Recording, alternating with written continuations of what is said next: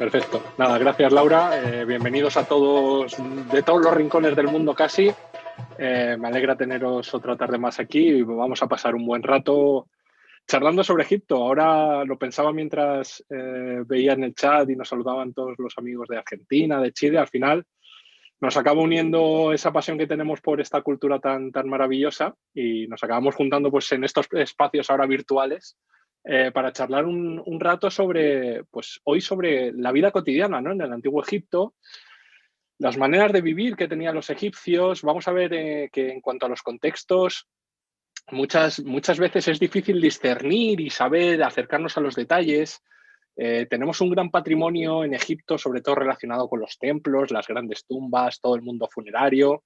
Las ciudades, sin embargo, han quedado más apartadas tanto de la divulgación en general como de la propia investigación, porque vamos a ver que hay algunos factores pues que impiden también su estudio en detalle, ¿no? Y muchos de los aspectos de la vida cotidiana que conocemos, pues nos acercamos a ellos sobre todo a través de la información que nos dan otros aspectos de su vida, ¿no? Como es el mundo funerario y toda la iconografía que ahí aparece.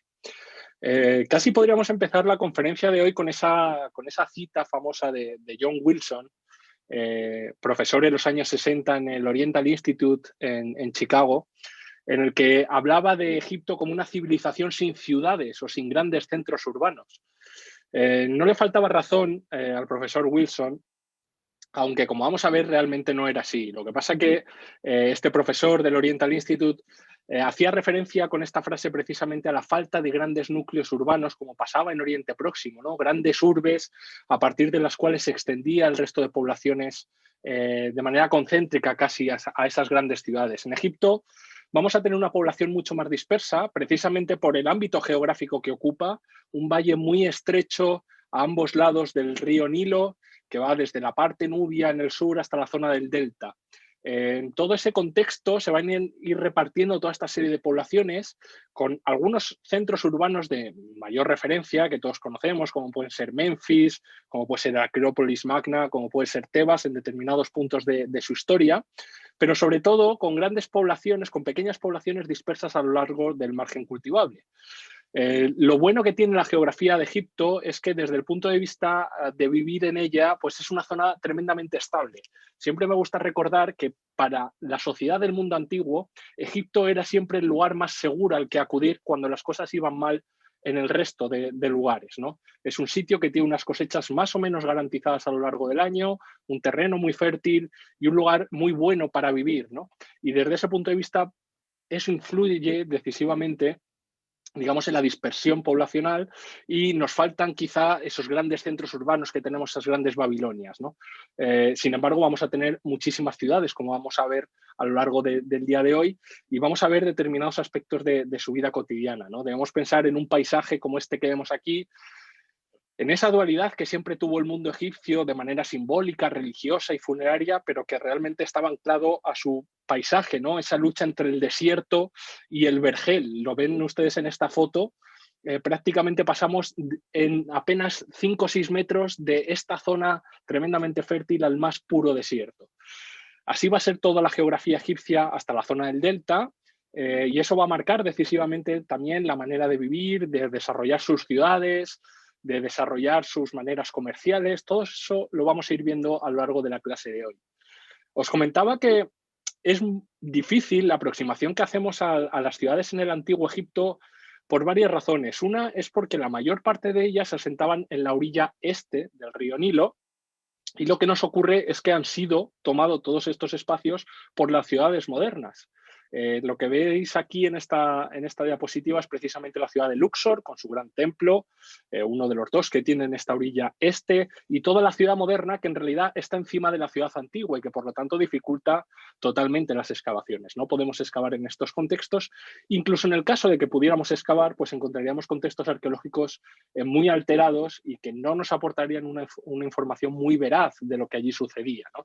Son zonas de población que han estado ocupadas, pues en el caso de Tebas, desde el año 1000 antes de Cristo hasta la actualidad. Imaginen, ¿no? 4000 años de actividad continuada en un mismo sitio. Y eso nos ocurre con muchas ciudades. Además, en la zona del delta, lo que nos ocurre también es que Los diferentes brazos del río Nilo que conforman ese delta han ido cambiando muchas veces a lo largo de su historia, y eso ha ido colmatando diferentes espacios y dejando ciudades prácticamente enterradas, abandonadas o movidas de sitio. Todo esto dificulta mucho la arqueología urbana, nos dificulta entender el urbanismo, y debemos acudir a esas pequeñas cápsulas del tiempo que han permanecido prácticamente intactas hasta llegar a nosotros, y que sí que nos dan información precisamente de esa forma de vivir y, digamos, para entender cómo se conformaban las ciudades en el Antiguo Egipto. Esta es una vista aérea, dibujada, ¿no?, de lo que sería la ciudad antigua de Tebas, con todos los grandes templos funerarios en la orilla este, los grandes templos religiosos en la este, con todo ese núcleo urbano de esta foto que hemos visto anteriormente. Nosotros veíamos la foto de este templo con toda la ciudad moderna encima de lo que sería la ciudad antigua. Como digo, esto nos dificulta mucho el acceso a la información, nos dificulta mucho los trabajos en términos arqueológicos y nos impide un acercamiento total a cómo eran los núcleos urbanos. Por eso, lo comentábamos la semana pasada en la clase donde comentábamos este último hallazgo que se ha producido en Tebas, el encontrar contextos arqueológicos urbanos tan bien conservados tiene casi un valor doble por la escasez de lo que tenemos en el resto de Egipto, ¿no? Sin embargo, vamos a tener ciudades o al menos partes de ciudades y zonas de urbanismo desde época muy temprana, desde la época de las construcciones de las pirámides, vamos a tener ya esas evidencias, ¿no? Tenemos el gran poblado de los trabajadores asentados en la orilla este, en el lado este de las propias pirámides de Giza, un poblado que además descarta muchas de estas pseudoteorías científicas de aliens y de megaconstrucciones, etcétera, etcétera. Tenemos el poblado donde vivían los trabajadores, lo hemos encontrado a un nivel de conservación bastante grande, se ha excavado en las últimas décadas por parte del equipo americano dirigido por Mark Lehner, y en ese poblado hemos podido encontrar y hemos podido entender cómo era, pues, un poblado de trabajadores tan remotamente como en el 2500 antes de Cristo, ¿no? Como digo, una de esas pequeñas cápsulas que van apareciendo de tanto en tanto en el registro arqueológico egipcio. Vamos a tener zonas como estas que veis aquí, que eran las grandes barracas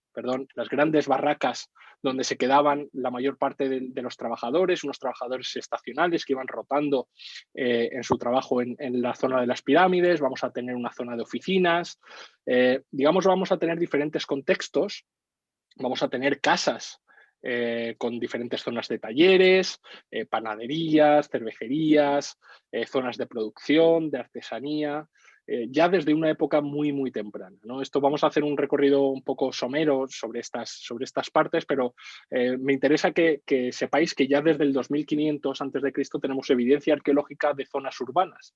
Es decir, que son escasas, pero podemos hacer un recorrido cronológico más o menos grande a partir de todas ellas. Uno de los lugares quizá más icónicos cuando hablamos de urbanismo en el Antiguo Egipto es la zona del Lagún o de Cajún, dependiendo del texto que utilicemos. Es una zona de complejos funerarios, sobre todo del Reino Medio, y a los que está asociado precisamente todo un poblado, del que hablaremos luego más en detalle, precisamente con todas las actividades que se iban a desarrollar tanto en la construcción de este lugar como en las posteriores actividades funerarias, rituales, que se llevaban a cabo en este lugar, ¿no? Un poblado que hemos conservado muy bien y que podemos hacer un estudio bastante en detalle de cómo era la vida diaria en este lugar. Por supuesto, tenemos el ejemplo de Amarna, ya en el Reino Nuevo, ¿no? Quizá el gran centro urbano conocido hasta ahora en el Antiguo Egipto, una ciudad anclada en un periodo muy concreto de la historia, aproximadamente en el 1350 a.C., una ciudad que mantiene su actividad únicamente durante 12 años, y esta es una de las grandes ventajas que tenemos con Amarna, es esa pequeña cápsula que no sufre alteraciones ni anteriores ni posteriores, es una especie de cámara del tiempo que nos permite viajar directamente al 1350, a esta época de Akenatón, de la gran revolución religiosa, y donde nos permite estudiar en detalle cuál era todo su urbanismo, ¿no? Y quizás es el mejor ejemplo porque tenemos todo el contexto, tenemos la zona de los templos, de los edificios administrativos, de la zona de viviendas, es decir, todos los aspectos que conforman una ciudad, o como nosotros entendemos una ciudad, ¿no? Estos grandes núcleos urbanos que no eran, como hemos dicho, tan numerosos en el Antiguo Egipto, y encontrarlos de esta manera pues, nos va a dar muchísima información. Lo veremos también en unos minutos. Por supuesto, esta es la zona de Amarna con los complejos que hemos ido encontrando. Y volviendo a la Jun, por hacer un recorrido, porque vamos a ver primero cómo vivían, ¿no? Dónde vivían, cómo eran las casas en el Antiguo Egipto, cuál era la manera de vivir. Vamos a ir viendo diferentes aproximaciones, unas más pequeñas, unas medianas y otras más grandes, ¿no? Diferentes dependiendo de la clase social a la que estuviera asociado ese propietario, pues tendría un tipo de casa u otra. Viajamos primero a Laún, en el Medio Egipto, cercano ya a la entrada, es la ciudad, digamos, que hace de punto, de cabeza de puente de entrada al oasis del Fayum. Como os decía, el lugar que contiene los restos del complejo funerario de Sesostris II. Es una zona que excava Flinders Petrie a finales del siglo XIX y donde encuentran ni más ni menos que esto que veis aquí. Todo un poblado ortogonal de 350 metros, entre 350 y 380 metros de lado, con muchísimas casas, más de 200 casas completamente excavadas hasta la actualidad, uno de los grandes ejemplos de zonas urbanas que tenemos y donde vamos a tener precisamente varios ejemplos de los diferentes tamaños de casa, ¿no? En este caso, para el Lajún, he elegido centrarme en estas casas que veis aquí, una zona pequeña. En primer lugar, fijaos que las ciudades, o al menos este tipo de poblados, estaban totalmente amurallados, generalmente con entradas, muy pocas entradas, a veces una o dos. Esto se hacía para el control tanto de las mercancías como de las personas que entraban y salían. Hay que pensar que en esta zona se construían también y estaban destinadas a zonas de talleres y, por lo tanto, de materiales de cierto valor que había que controlar, ¿no? su movimiento. Y era además el lugar de vivienda de la mayoría de estos trabajadores. En Laún tenemos casas de 40 metros cuadrados aproximadamente de media, ya os digo, hay de diferentes tamaños, pero tenemos de media, y en el caso del Laún tenemos esta especie de poblado con casas más grandes a las que se adosan casas más pequeñas. Vemos que la mayoría tienen un trazado ortogonal, están adosadas unas a otras, con lo cual las azoteas eran una zona funcional más de la casa, y esto es muy típico de las viviendas en el Antiguo Egipto, o pensamos que era así, generalmente con un nivel abierto arriba para poder realizar determinadas actividades. Y estos serían lo que son las casas más pequeñas del Laún, que es un claro ejemplo de cómo es una vivienda en el Reino Medio, ¿no? Con una sola entrada en uno de los laterales y 3 estancias separadas por diferentes muros, que no es que tuvieran una funcionalidad concreta, y esto nos va a pasar en las diferentes viviendas que veamos a lo largo de la clase de hoy. Es difícil darles una funcionalidad concreta a las estancias, probablemente todas funcionaban para diferentes actividades, y es verdad que no se pasaría tampoco mucho tiempo dentro de la casa. Son ambientes muy cerrados, con pequeñas ventanas en la parte de arriba para no dejar entrar ni el polvo ni el calor, y que por lo tanto estarían destinadas principalmente al descanso por la noche. El segundo ejemplo, por supuesto, es el poblado de Deir el Medina, ¿no? De sobra conocidos por todos, el poblado de los artesanos, de los constructores de las tumbas en el Valle de los Reyes, uno de los mejores ejemplos de urbanismo que tenemos en el Antiguo Egipto, si no el mejor. Un poblado también con una actividad muy concreta, aproximadamente entre el año 1550 y el año 1000, es decir, durante todo el Reino Nuevo, que albergó precisamente las casas de todos estos trabajadores que construían las tumbas en el Valle de los Reyes. Además, no solo tenemos la parte del poblado, que veis aquí perfectamente amurallado también, sino que tenemos toda la parte de la necrópolis igualmente interesante, ¿no? Hoy no nos centraremos en ella, pero digamos, tenemos todos los aspectos también de la vida en el Antiguo Egipto, la vida y la muerte, ¿no? Representadas en el mismo paisaje. Deir el Medina es uno de los grandes ejemplos y de las grandes fuentes de las que bebemos para obtener información sobre la vida cotidiana en el Antiguo Egipto. Se excava a principios del siglo XX, es una zona de 6.400 metros cuadrados donde hemos encontrado dentro de este recinto amurallado 68 casas perfectamente separadas entre sí, con una única entrada en la parte norte y una vía principal que haría de calle mayor, podríamos decir, con una especie de requiebro en la parte final para la mayor parte de las casas. Veis que las casas están totalmente pegadas entre sí, la mayor parte tenía la puerta de entrada que daba a la vía principal y adosadas al muro exterior. Un recinto muy protegido porque de igual manera, toda esta zona era una zona de viviendas de estos trabajadores donde probablemente se manejaban materiales de cierto valor y era un recinto totalmente protegido, ¿no? Ya os digo, con una sola entrada. Las casas, además, pues van a ser muy icónicas.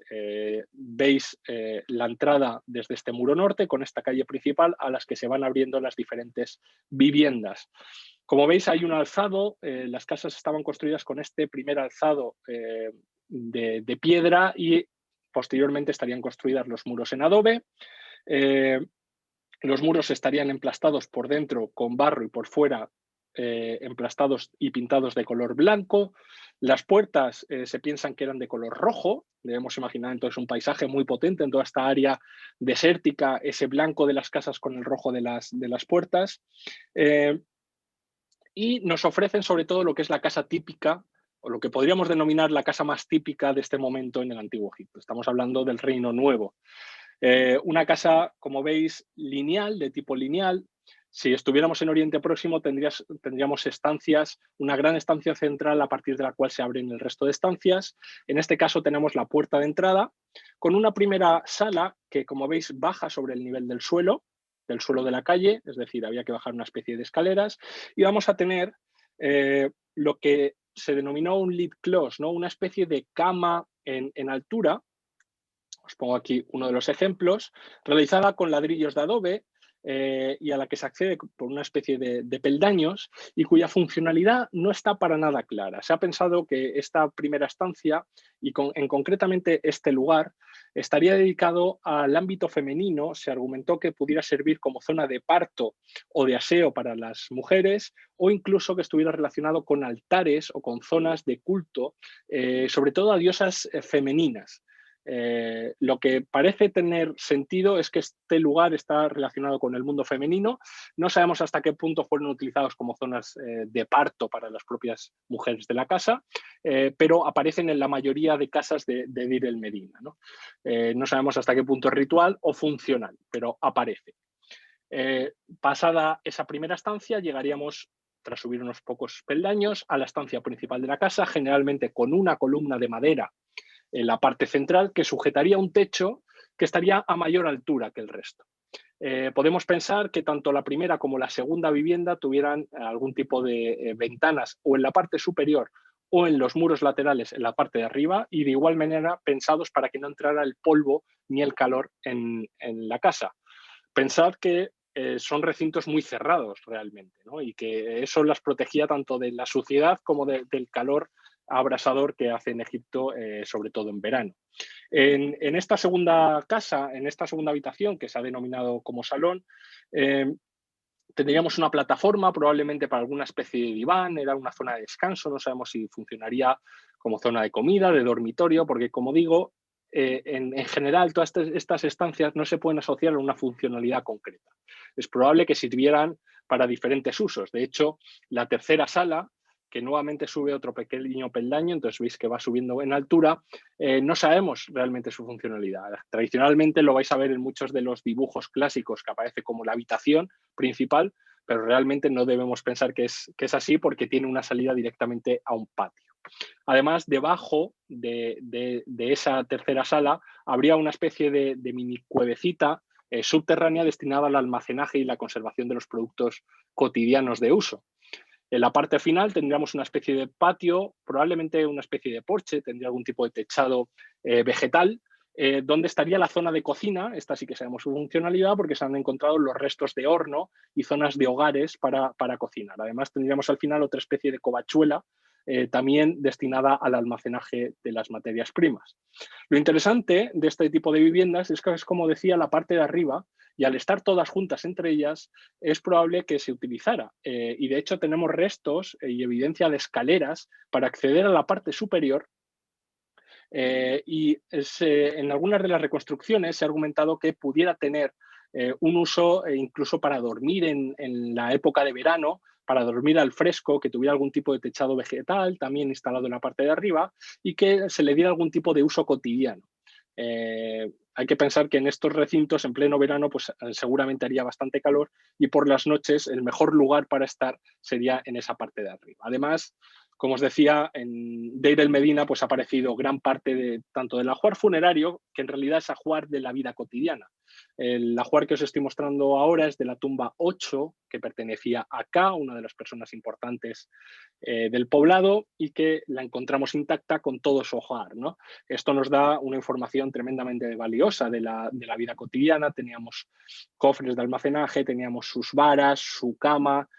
Fijaos en los tejidos de lino prácticamente intactos, esta es de las cosas que pone la piel de gallina, más camas, zonas, objetos de juego, como es este juego Senet, luego lo veremos, más cajas de almacenaje, brazaletes, comida, hemos encontrado restos de pan, restos de semillas, todos los aspectos que formaban la vida cotidiana de Dir el Medina y que, como digo, nos aproximan un poco a lo que era este mundo. Hemos encontrado la túnica del propio Ka, veis el estado de conservación tremendamente alucinante, incluso pelucas de pelo natural con este estado de conservación, uno de esos pequeños tesoros que se han encontrado en Deir el Medina, en este caso en la tumba del propietario, pero que nos hablan precisamente de cómo era la vida, de cómo vestían, de qué objetos usaban, etcétera, etcétera, ¿no? De hecho, tenemos algunos óstraca, esta especie de piezas cerámicas que se utilizaban como cuadernos para apuntes ligeros, en este caso, este que veis aquí, donde nos informa precisamente del contenido de una de las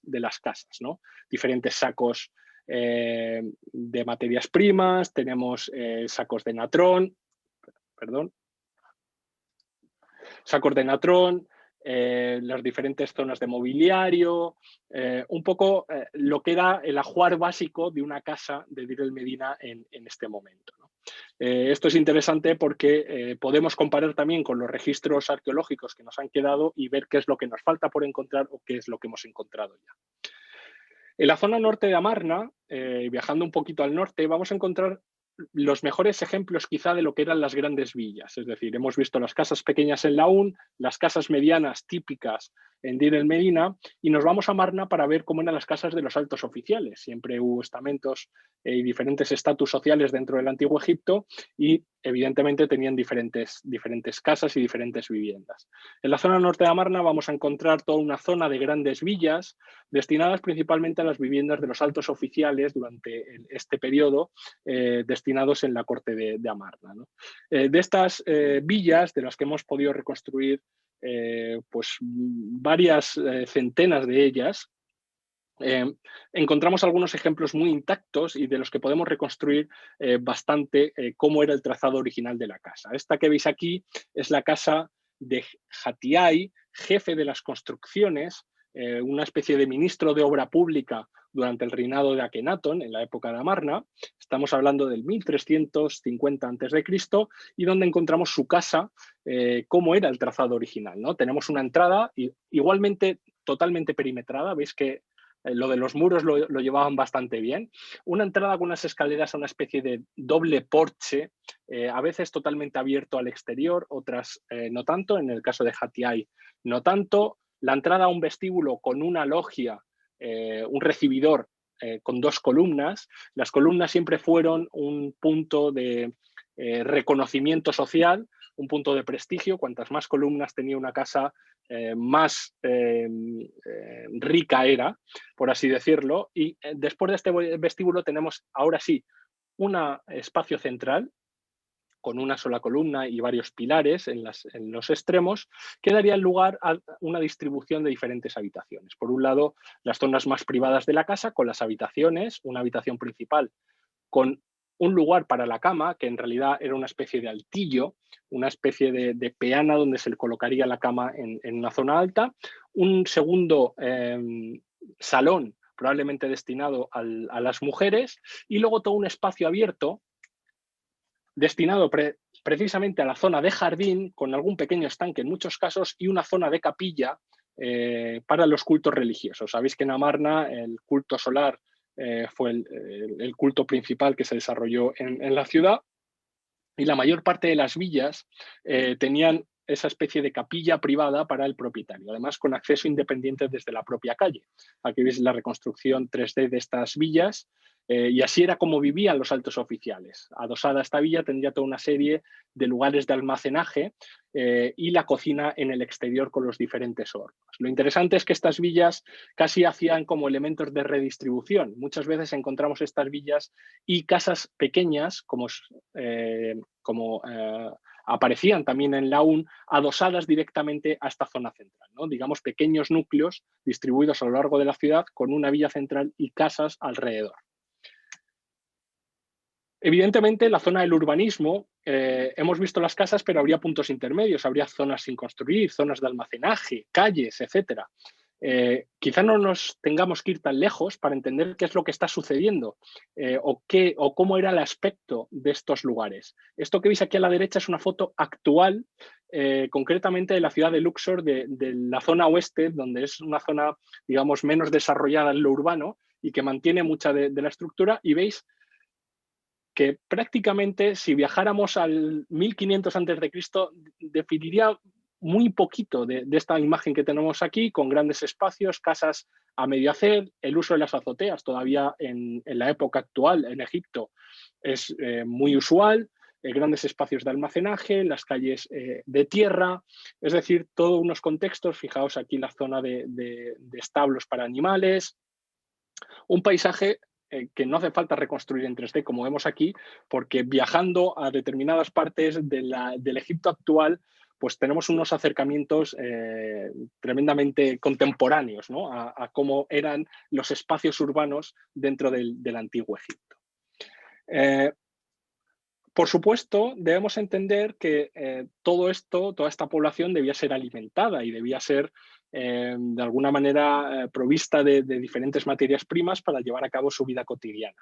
La mayor parte de las ciudades tendrían campos, como estos que veis aquí, campos de cultivo asociados al propio entorno urbano, alrededor de las zonas urbanas, que proveerían de todos estos alimentos al núcleo central. En las grandes ciudades se necesitaría traer también alimento de fuera, de otras ciudades, incluso de fuera de Egipto, sobre todo ya relacionado con los bienes de prestigio, para poder proveer a esas grandes masas, ¿no? Estamos hablando de ciudades más grandes, zonas de cultivo que han cambiado también muy poco desde la época antigua hasta la época actual. Tendríamos, por supuesto, la zona de ganado con grandes establos, tanto establos privados que tendrían las pequeñas casas adosadas a los mismos, como grandes establos estatales que redistribuirían las materias primas. Tenemos que pensar también en el papel de los propios templos, que servían como edificios administrativos y centros de redistribución de muchos de estos bienes. Las grandes tierras, las grandes extensiones de tierras estaban en manos principalmente y sobre todo a partir del Reino Nuevo en manos de los templos. Y ellos eran, digamos, los que se encargaban del cultivo y los que se encargaban de la redistribución.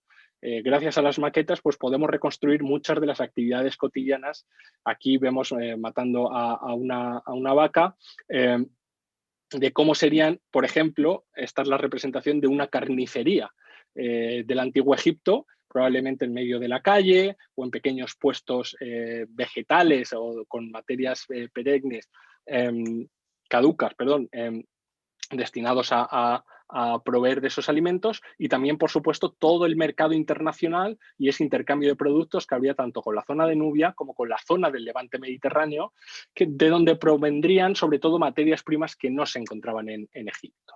Todo esto se haría, por supuesto, por vía fluvial, principal método de transporte en el antiguo Egipto, la forma más rápida y más segura de moverse por todo el país. Aquí vemos una de las representaciones en una mastaba del Reino Antiguo, donde vemos cómo están transportando diferentes mercancías por el río. Y deberíamos entender todo este entorno urbano como un espacio de redistribución. Alguno me dirá, Antonio, ¿no había mercados? No sabemos hasta qué punto había mercados centrales. Sí parece haber unos mercados asociados sobre todo a los entornos fluviales. Y esto es muy interesante. Ellos al mercado lo denominaban merit. Este merit, esta zona de mercados, no serían mercados como los que podemos imaginar en el mundo grecorromano, sino que eran pequeños puestecitos localizados en la ribera del río y en los que se realizaban los diferentes intercambios. Tenemos varias representaciones de ellos, como estos de la tumba 162 de Kenamun en Tebas, donde vemos llegar a un barco con personajes extranjeros, lo vemos por sus ropas y sus barbas, y vemos cómo hay diferentes egipcios esperando en sus puestos y cómo van recibiendo las mercancías y realizando diferentes intercambios. Esta es la mejor representación que tenemos de cómo funcionaría el mercado en el Antiguo Egipto. Tenemos que recordar que Egipto no tiene un sistema monetario, no tiene una moneda. Es un sistema de trueque, de intercambio de productos, de equivalencia de valor en productos y que se realizarían, como vemos, pues al albor de esta ribera del río. Aquí vemos también representaciones en la tumba de Ipi, donde vemos igualmente cómo se intercambian diferentes productos de igual manera al lado del río. Por lo tanto, podemos pensar que estas especies de mercados itinerantes estarían localizados en las riberas del Nilo.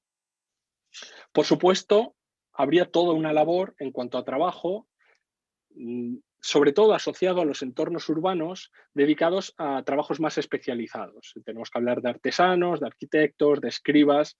Es decir, al tener un espacio tan descentralizado, hemos dicho, en todas las ciudades, podemos pensar que la mayor parte de agricultores o la labor de la agricultura estaba a lo largo de todo el país, mientras que el trabajo especializado estaba directamente relacionado con los entornos urbanos.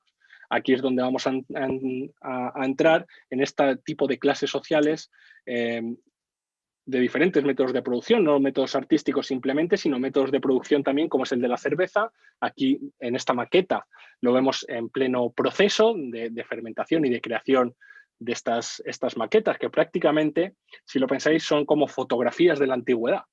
Nos dan un hecho concreto, como en este caso es la producción de cerveza, con todo grado de detalle, como podéis ver.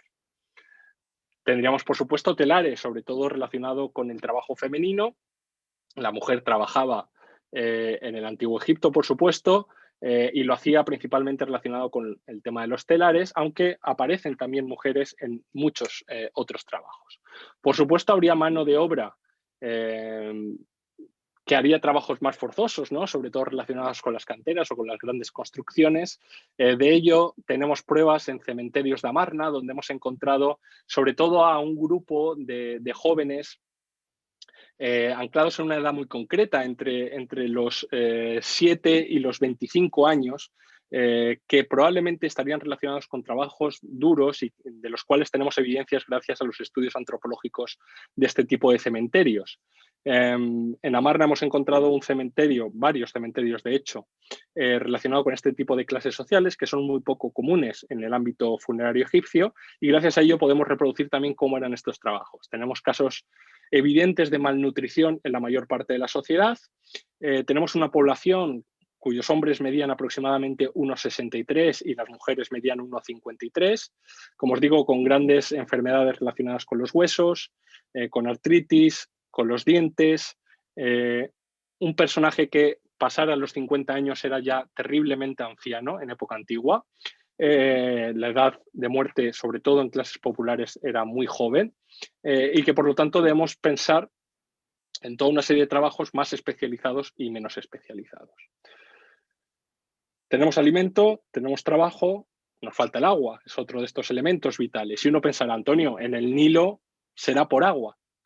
Bueno, vamos a ver que era mucho más complicado de lo que pensamos, porque el problema del río Nilo es que se utilizaba para muchas otras cosas. No solo se utilizaba su agua para llevarlo a los cultivos a través de los canales, y que vemos representado en algunas de las tumbas. Esta es la tumba de Senetjem, precisamente en Deir el Medina, donde vemos precisamente estos canales artificiales creados para llevar a partir del brazo principal del Nilo diferentes canales dedicados a la agricultura. El problema de los ríos es que se utilizan para muchas cosas. Hoy todavía se utilizan para muchas cosas. Eran zonas principales de desecho para tirar animales, basura, desechos. Por lo tanto, eran aguas que no eran del todo apropiadas para el consumo humano. Debemos pensar en una media de 15-20 litros diarios por persona y día para todas las actividades que se llevaban a cabo, no solo el tema de hidratarse, y por lo tanto se necesitaban otros muchos recursos porque estos ríos estaban o podríamos estar pensando en gran parte contaminados y también no exentos de peligros. Aquí vemos un maravilloso papiro en el que aparece precisamente una mujer bebiendo con el cocodrilo al lado, ¿no? Hasta la construcción de la presa de Asuán había cocodrilos en esta parte del río Nilo. Ahora, afortunadamente, para nosotros, no para los cocodrilos, ya no hay, pero digamos que tampoco era el lugar más seguro en el que acercarse a coger agua, ¿no? ¿Cómo conseguían el agua? Bueno, pues afortunadamente tenemos registro arqueológico de ellos. Hemos encontrado pozos en la ciudad de Amarna, precisamente, una serie de pozos distribuidos a lo largo de todo el ambiente urbano. Unos pozos principalmente anclados a las villas, a esas grandes villas, y luego pequeños pozos repartidos por el resto de la ciudad. Lo curioso de estos pozos es que no es un pozo como imaginamos al uso, es decir, un tubo excavado en la tierra hasta llegar al agua subterránea, sino que eran unos pozos en dos alturas, ¿no? Con una escalera de descenso a la que se accedería a un pozo más estrecho y más pequeño y más profundo, y de ahí se tomaría directamente el agua. Es decir, que la mayor parte del agua que bebían los antiguos egipcios venía de estas aguas subterráneas y no directamente del río Nilo. Además, gracias a algunas de las representaciones que tenemos en estas tumbas de Amarna, tenemos un sistema, o hemos podido reconocer un sistema, que es este que veis aquí, ¿no? Para extraer el agua precisamente de esos pozos. Vemos aquí la representación de un pozo y ves una especie de gancho con una cuerda y una especie de cubo. En principio, esto llamó la atención de los arqueólogos porque es la representación más antigua de un objeto que todavía se utiliza hoy o que se ha utilizado hasta bien entrado el siglo XX en Egipto. El llamado saduf, esa especie de gran pértiga, una especie de grúa con una cuerda, un palo con un cubo al final, que se utilizaba precisamente para coger agua de estos pozos y transportarla a otros lugares. Vemos representaciones, de hecho, de estos saduf ya en las tumbas egipcias, es decir, fijaos qué bonito, porque es un objeto que se ha utilizado de manera ininterrumpida en el mismo lugar desde el año 1000 o incluso anterior hasta prácticamente la actualidad. Este saduf ha sido reconocido en estas representaciones en tumbas y tenemos aquí evidencia fotográfica del uso bien entrado este siglo XX, ¿no? Como manera para extraer el agua de estos pozos. En cuanto a la higiene, pues tenemos varios ejemplos, como este que veis aquí, sobre todo destinados, ya estamos hablando de la clase social más media alta, ¿no? De la sociedad egipcia. Esto que veis aquí en la parte izquierda es una especie de ducha que se ha encontrado también en la zona urbana de Amarna y que daría lugar a una especie de mini pocillo donde evacuaría el agua de esta propia ducha que caería de la parte de arriba, probablemente de algún sistema como una especie de cubo, y el agua se desecharía directamente a la calle principal porque no tenemos alcantarillado en el antiguo Egipto. Esta especie de duchas, que recuerdan también a las camas mortuorias, por ejemplo, del toro Apis, pues eran utilizadas por las clases altas de la sociedad egipcia, que pensábamos se lavarían de manera más o menos habitual. Tenemos también letrinas, por supuesto, como es el caso de las encontradas en Amarna, o esto que quizá muchos de vosotros no lo conozcáis, aunque hayáis estado allí, que se encuentra en el templo de Medinet Habu, en Egipto, y es parte de una letrina utilizada en época del Reino Nuevo, ¿no? En realidad estas letrinas veis que se parecen mucho a las que van a ser luego las del mundo romano, es decir, es un sistema de sobra conocido y tampoco hacía falta una gran innovación, ¿no? Pero de alguna manera y de igual manera, esta especie de pozos se vaciarían en algún momento para limpiarlos y dejarlos nuevamente para su uso. ¿Qué más tenemos? Pues tenemos la escuela, ¿no? ¿Cómo era la educación en el Antiguo Egipto? Bien, sabemos que aproximadamente el 5% de la población sabía leer y escribir, es un porcentaje evidentemente muy pequeño, pero muy grande si se piensa también en época antigua, ¿no? Teníamos toda una élite administrativa que trabajaba al servicio del Estado y de los grandes templos y que sabían leer y escribir y debían aprender en algún lugar, ¿no? Localizar los lugares de enseñanza, localizar estas escuelas es relativamente complicado. Sabemos que los llamaban Te Sabá, el lugar de instrucción. Aparece citado en varios textos, pero no aparecen citadas las localizaciones, ¿no? Podemos pensar que estuvieran relacionadas directamente al la actividad en los templos. Los templos eran los grandes lugares de saber, los grandes lugares de conocimiento en el mundo egipcio, y podemos pensar que estuvieran asociadas directamente a los recintos de los templos egipcios, ¿no? Y que la élite, los hijos de la élite social, acudieran a estos centros para aprender a leer y a escribir. En Amarna hemos encontrado un lugar que podría denominarse escuela, un lugar que, fijaos qué bonito, se llama la Casa de la Vida, ¿no? La Casa de la Vida era la escuela de Amarna, donde acudían precisamente toda esta élite social para leer y escribir. En Deir el Medina hemos encontrado una zona que se ha interpretado como una posible escuela, una serie de capillas adosadas al templo tolemaico, que se encuentra en uno de los extremos del poblado, y lo curioso de estas capillas es que hemos encontrado 90 óstraca, muy parecidos a este, en el que se hacen copias de textos que posteriormente son corregidos, como veis, en tinta roja por el maestro. Es decir, tenemos documentos de cómo se aprendía a escribir en el Antiguo Egipto, ¿no? Una de esas pequeñas cápsulas que nos acercan de manera muy próxima a esta población antigua, ¿no? Como estas pequeñas tablillas, como os digo, hemos encontrado más de 90 y hemos asociado precisamente a que Deir el Medina, que era el lugar de los artesanos y que por lo tanto debía haber una administración muy centralizada en ese lugar, pues se aprendía a leer y a escribir en el mismo lugar. Otro sitio tremendamente interesante relacionado con esta especie de enseñanza tenemos el ejemplo de una excursión de alumnos.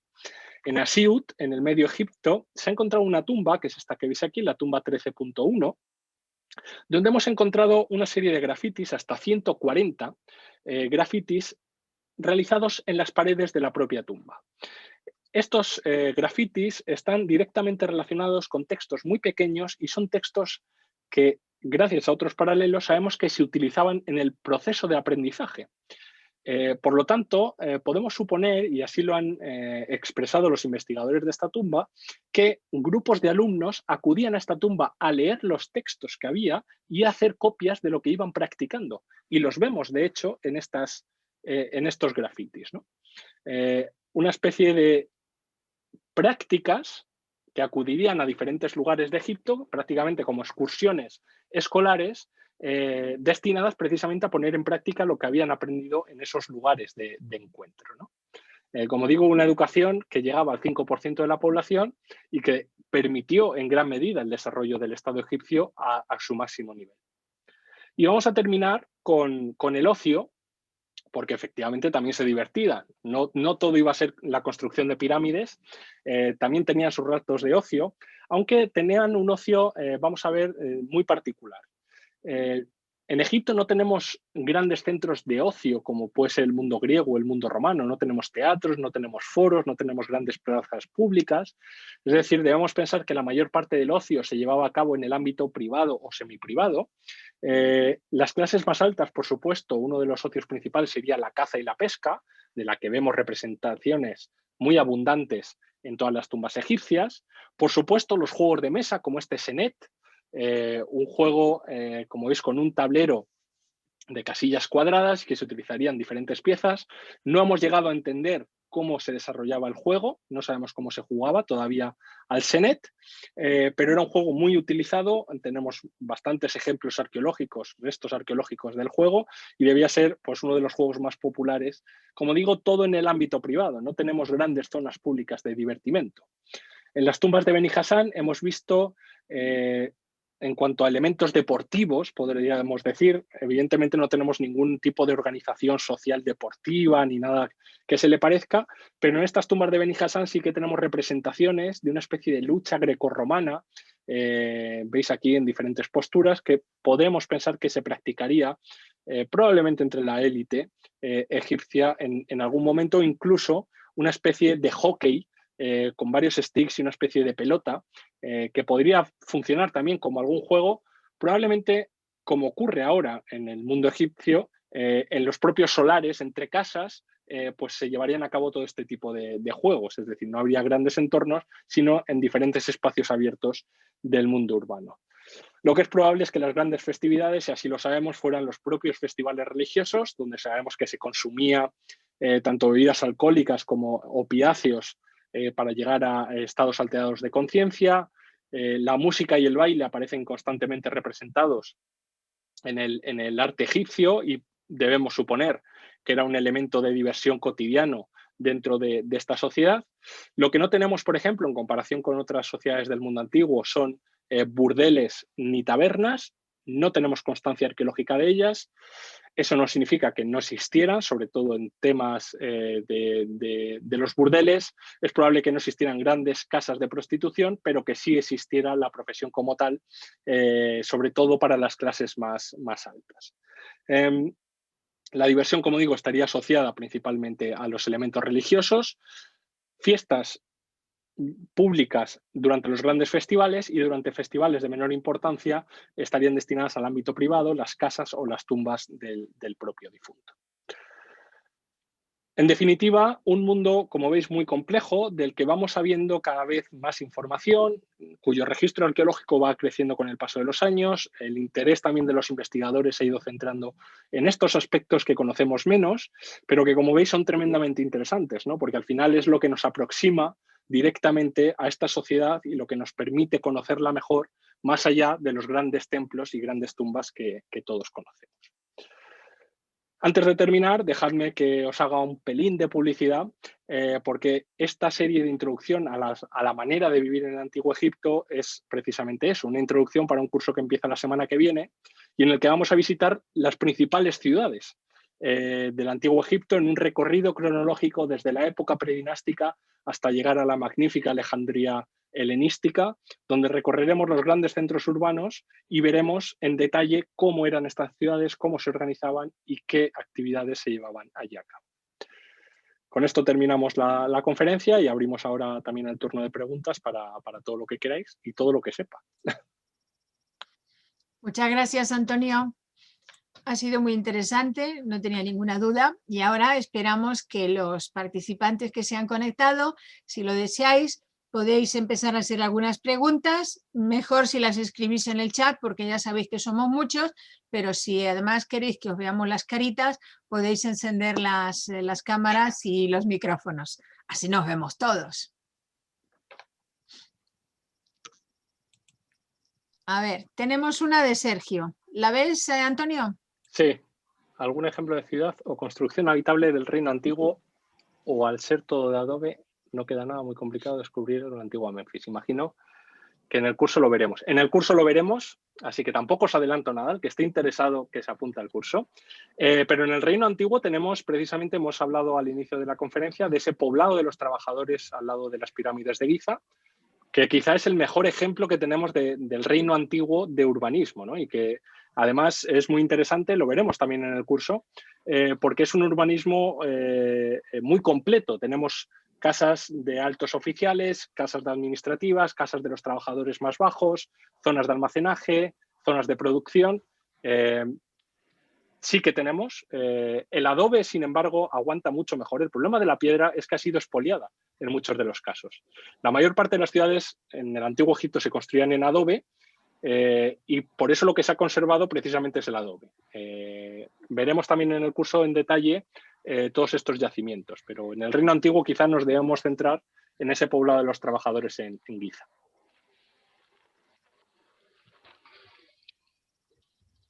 En la UNA había viviendas un poco más grandes de las mostradas. Sí, en la UN también tenemos viviendas de todo tipo. Tenemos viviendas pequeñas, tenemos viviendas grandes y tenemos viviendas de oficiales. Y además muy interesante, porque parece que hay una línea de continuidad y que cambia muy poco. Igual que lo que pasa en Amarna, en la UN tenemos grandes villas o tenemos grandes casas a las que están asociadas casas más pequeñas, adosadas precisamente a esas casas más grandes. Pero igualmente tenemos un ejemplo de todos los tamaños. ¿Puedes contarnos algo de demografía? Bueno, te puedo contar que las estimaciones son muy complicadas en el mundo antiguo en cuanto a términos demográficos. Hay algunos datos a través de las grandes ciudades que tenemos.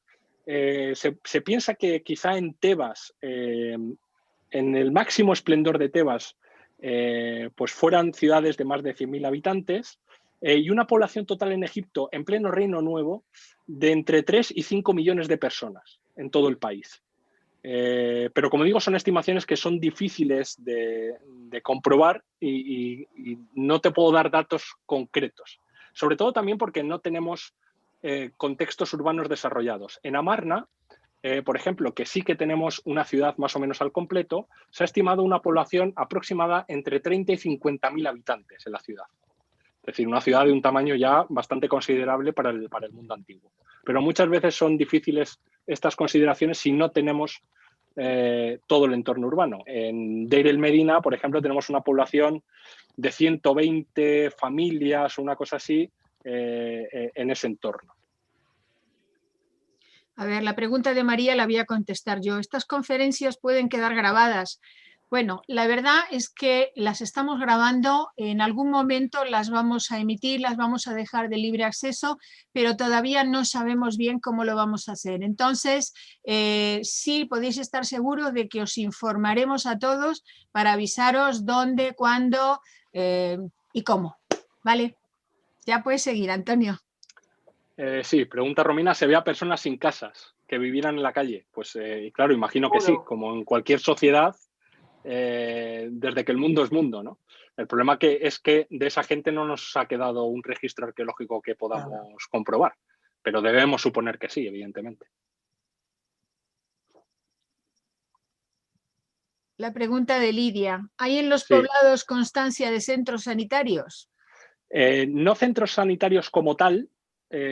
Sí que tenemos constancia, por ejemplo, en Deir el Medina, gracias a los Ostraca, de fracturas de piernas, de heridas y tal, pero no sabemos exactamente dónde se tratarían. Podemos suponer que se llevaran a cabo en los templos, que hubiera alguna zona dedicada al ámbito sanitario, e incluso directamente en las casas el propio médico acudiera a ellas.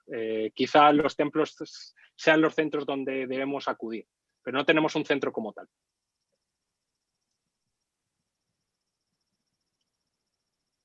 No tiene buenos resultados para sujetar la cabeza en los lechos. Realmente dormían sobre algo tan incómodo de una forma de representación simbólica. Eso yo creo que nos lo hemos preguntado todos.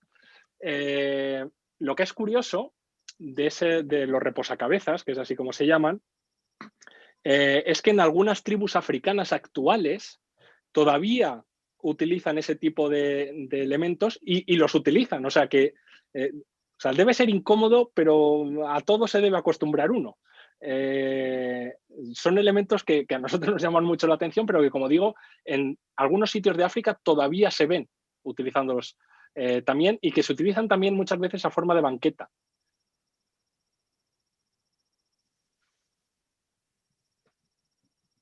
Me gustaría que elaborases más sobre los sistemas de saneamiento y vivienda y vías de las antiguas ciudades de Egipto. Pues mira, lo que te puedo comentar es que no había alcantarillado, no tenemos sistemas de alcantarillado. En cuanto a las vías, no son vías pavimentadas, incluso los ejemplos que tenemos, por ejemplo, la gran vía de Amarna, la calle mayor, digamos, de la ciudad, no estaba o no hay restos de pavimentación. Es decir, debemos pensar en echados de tierra apisonados.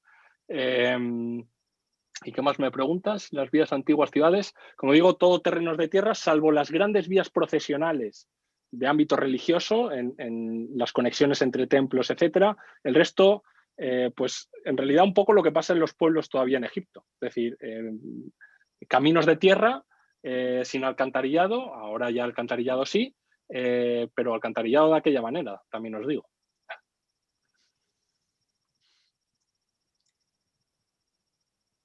Tenemos a Mercedes que dice, imagino que no sería fácil vivir, demografía baja, trabajos muy duros y excesivo calor.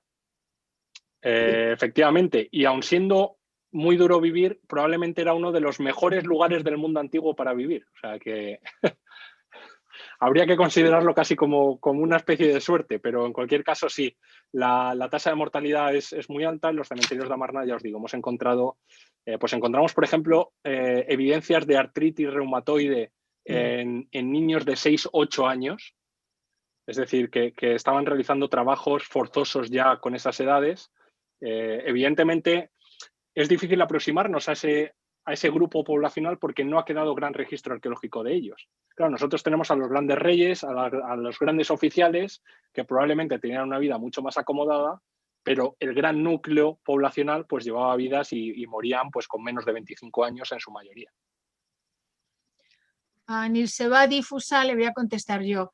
Sí, el curso es un día a la semana, concretamente los miércoles, y se va a desarrollar. Las clases van a ser emitidas como esta conferencia en directo a las 7 de la tarde, hora de Madrid, y además van a ser grabadas y colgadas en un campus virtual que se dedica exclusivamente para este curso, de manera de que si no te puedes enganchar o te despistas con la hora para engancharte, como te pasó el otro día, bueno, pues siempre dispones de la clase grabada en el campus virtual más los demás materiales que vamos agregando. Muchas gracias. De nada. A ver, más cosas. Hay vestigios sobre las condiciones de vivienda de la casta sacerdotal. Sí, tenemos ejemplos de viviendas dentro, en el interior de los templos, tenemos bastantes ejemplos de este tipo de viviendas. No eran viviendas de gran lujo. Debemos pensar que, digamos, hay dos tipos de clase sacerdotal. Lo que son los grandes sacerdotes probablemente tuvieran sus propias villas, como estas que hemos visto, grandes centros de viviendas. Los sacerdotes de menor rango vivirán en el interior de los recintos de los templos en casas más o menos pequeñas, como estas que hemos visto de 3 habitaciones.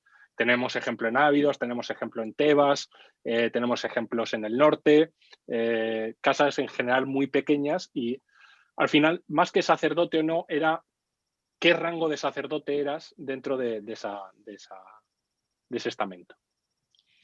Yolanda pregunta, ¿no hay constancia de lugares similares a teatros o circos? No, lo que tenemos parecido a teatros o circos es precisamente cuando llega al mundo griego y el mundo romano posteriormente a Egipto, que construye esa serie de edificios, pero no tenemos zonas de recreo de ese tipo en Egipto.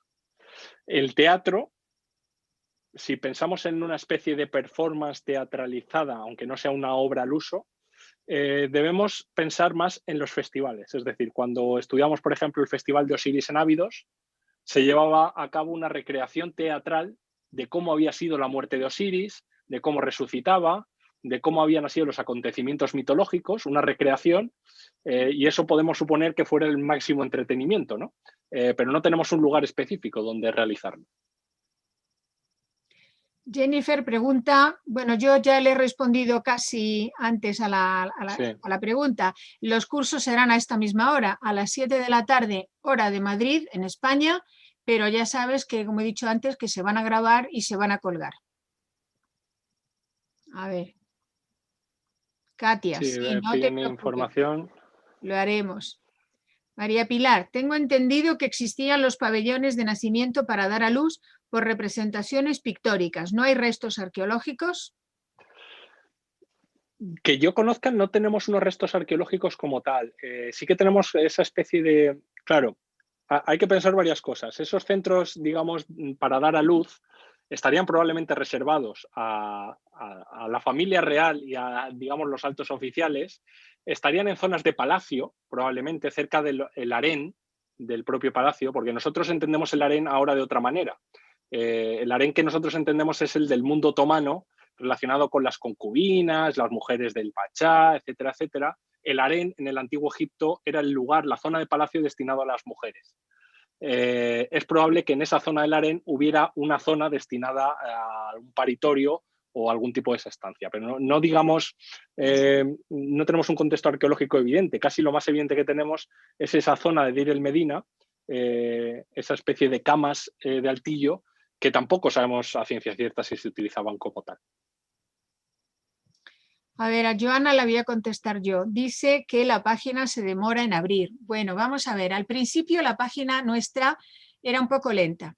Lo que tenéis que hacer es que, como se han mejorado mucho las cosas, es, dicen los informáticos, refrescar la página, es decir, borrar lo que ha quedado de memoria en la caché del ordenador, que se hace a través del navegador, y ya podréis acceder a la página más actualizada como está actualmente y mucho más rápida. No sé si me he explicado, pero es lo que me han contado. A ver, sí. Preguntan si en Deir el Medina había alguna zona para aseo o letrina. En el interior de las casas, no.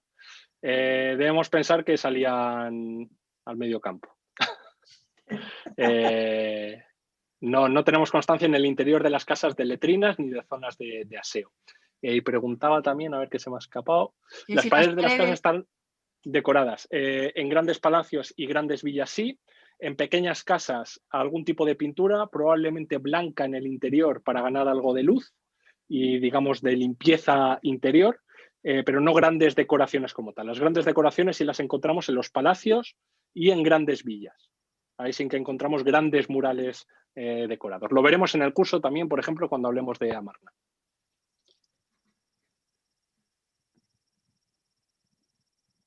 ¿La ves o te la digo? Sí, la ciudad de la necrópolis de Caus, el primero, en Giza, en torno a la algazara de sacerdotes. Creo que hay reconstrucciones muy buenas. Sí, hay reconstrucciones muy buenas. Claro, debemos pensar que en todas estas sí que estaban destinadas a sacerdotes, porque debemos pensar que la mayor parte de estos recintos funerarios mantenían una actividad durante las siguientes décadas a partir de la muerte del faraón.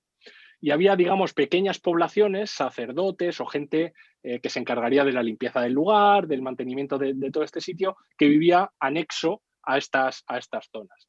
Hemos encontrado algunas, como estas de Laún, como encontramos en Giza, como tenemos en Ábidos también, que tenemos una zona dedicada al complejo de Sesostris III. Son pequeñas zonas, pequeños núcleos poblacionales que vivían exclusivamente para las labores que se realizaban en los entornos funerarios.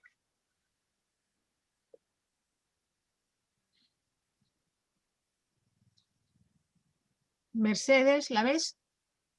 Sí. No, a ver, Mercedes. Dice, En el curso que estoy haciendo vosotros habla de muchos aspectos que hoy nos presentan dudas. Vale. Pamela hace una pregunta. Sí. La artritis autoinmune, según lo que sé, es una enfermedad autoinmune. ¿Están seguros ustedes de que lo encontraron? No, artritis autoinmune no, artritis reumatoide. Artritis reumatoide. Y sí, la causa de los trabajos forzados, sí, porque los que se han encontrado en los esqueletos de Amarna hay dislocaciones, hay miembros rotos, hay problemas de columna, hay muchas cosas. O sea que en esto no hay duda. Incluso en el caso de Vidal Medina, que no tenemos, o sea, que no eran trabajos, digamos, de un esfuerzo excesivo o brutal, tenemos también constancia de la gente que faltaba al trabajo por diferentes lesiones, cuántos días faltaban. Tenemos un registro detallado de todo eso. Laura pregunta, ¿dónde conservaban los alimentos? Por ejemplo, la carne o alimentos frescos. Las altas temperaturas del verano les condicionarían mucho. Gracias. Sí, bueno, carne no se consumía en exceso. Se consumía mucho más pescado que carne, se consumía mucho cereal, mucho vegetal, que se conserva algo mejor, y se conservaban, pues como hemos visto en esas zonas de Vidal Medina, en pequeñas covachuelas subterráneas o en diferentes silos construidos debajo de la tierra, precisamente para mantener una temperatura ambiente que mantuviera los estos. Eso. Mercedes te dice, de hecho las casas de la gente que no pertenecía a la nobleza eran un centro de enfermedades. Sí, claro, imaginaos, era con unas condiciones de salubridad, pues como podemos imaginar todos, con los desechos en la calle, pero eso pasa prácticamente en todo el mundo antiguo. También debemos hacer una reflexión, porque imaginamos el mundo antiguo muchas veces idealizado y seguramente si paseáramos por una de esas calles se nos quitarían las ganas de volver, ¿no? Y Maceo te pregunta si hay restos que muestren vida familiar. ¿Niños? ¿Vida familiar en qué sentido?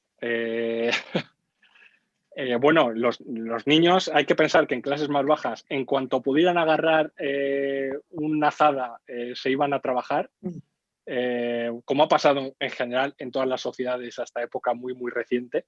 Y en estamentos sociales más altos, pues como hemos visto, acudirían a una escuela, empezarían una serie de formaciones que acabarían desembocando en la colocación en determinados puestos dentro de la administración.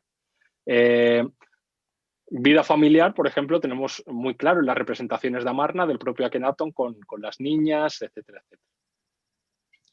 Y Joserra te dice, y en nuestro mundo hasta hace unos años, ¿cierto? Exacto, hasta hace muy poco. Kiara, que igual te encantaría ir. Y a mí volver. No sabría decir. A ver, Caro dice, pero la artritis reumatoide es una enfermedad autoinmune y que puede heredarse, así no está provocada por los trabajos forzados. ¿Se ha estudiado esa enfermedad por algo en particular? Desconozco ya el nivel de detalle del estudio antropológico. Puedes encontrar, Caro, en las publicaciones de los estudios antropológicos que se han hecho en Amarna, en estos cementerios, que además son publicaciones relativamente recientes. Estas excavaciones de este tipo de cementerios se han hecho pues, en la última década, una cosa así. Se han estudiado más de 1000 individuos, creo, varios cientos seguro, y puedes encontrar las referencias en Internet y entrar en detalle en el tipo de enfermedades. Bueno, parece que no hay más preguntas. ¿Alguien se queda con alguna preguntita tímida guardada en el cajón o en los deditos del teclado? Puedo preguntar, lo voy a preguntar verbalmente porque el teclado me toma mucho tiempo. Venga. Yo estuve en Egipto y las temperaturas de noche bajan terriblemente. Sí. Entonces pensé, es verdad, que el hecho de que la carne, que hubo una pregunta sobre la carne, que dónde se guardarían y tal, si estaba en esto es una pregunta, o un pensamiento ahí, si las se entierra, o sea, se meten, o sea, en esos recintos bajo la casa, que son en la tierra, y encima la temperatura baja en la noche, pues supongo que se conservarían un poco más de tiempo, ¿o no? Claro, sí, sí, evidentemente. Bueno, También es verdad que dentro de esos pequeños cubículos habría una temperatura mucho más estable, que al final es lo que se busca, no los cambios bruscos de temperatura, sino que la carne o los alimentos se mantuvieran a un nivel estable de temperatura. Okay. Ya. Indira pregunta, ¿no salaban la carne? Pues yo no recuerdo ahora mismo si hay ejemplos de salazón. Yo creo que no. Yo creo sí. que sí. Sí, no, yo no recuerdo ahora. Hay ejemplos en salazón y además conservado también en aceites. Hay alguna sí, tumba, en aceite, sí. Sí, alguna de las tumbas llamadas de los nobles en Tebas, en que se ve cómo están preparando tanto carne como pescado, concretamente pollos como pescado, los tienen como si los estuvieran secando al sol y luego tienen preparados unos grandes odres que tenemos que pensar que los pondrían adentro, pues como se guardaba pues, los chorizos aquí actualmente y otras cosas. Sí, y ahora que lo comentas, acabo de recordar también, precisamente una de las diapositivas que he puesto del ajuar, digamos, de una de las casas de Deir el Medina, en esa casa se señala que tiene varios sacos de natrón, de sal. O sea, que probablemente estuviera destinado también a eso. Acabo de caer ahora. Se me ha escapado un mensaje de Kiara. La artritis reumatoidea puede ser posterior a una infección por streptococos. No compliquemos al conferenciante. Este eres tú. Eso. No, o sea, complicación ninguna. Mis conocimientos llegan hasta que entramos en la medicina. Mercedes continúa con la influencia con el Levante. Seguro que conocían la conserva de pescado, sobre todo en salazón, claro. Sí, el pescado sí. De hecho, la semana pasada enseñamos una tilapia perfectamente secada que se ha encontrado. Vamos, chicos, si conservaban los cuerpos, sabrían conservar también los alimentos. Imaginad. Y los cuerpos los sabían conservar bien, o sea que... Bueno, ¿hay más preguntas, más comentarios? Entonces no me queda nada más que recordaros que con quienes queráis, nos veremos el día 8 a la misma hora con la otra conferencia y daros las gracias por haberos conectado con nosotros, por haberos inscritos y por estar aquí. Me gusta ver las caritas de mucha gente de aquí, de allí y de más allí todavía. O sea que gracias a todos. Muchísimas gracias, fue muy interesante. Gracias. Adiós. Hasta la próxima. Chao, chao. Adiós. Adiós. Gracias.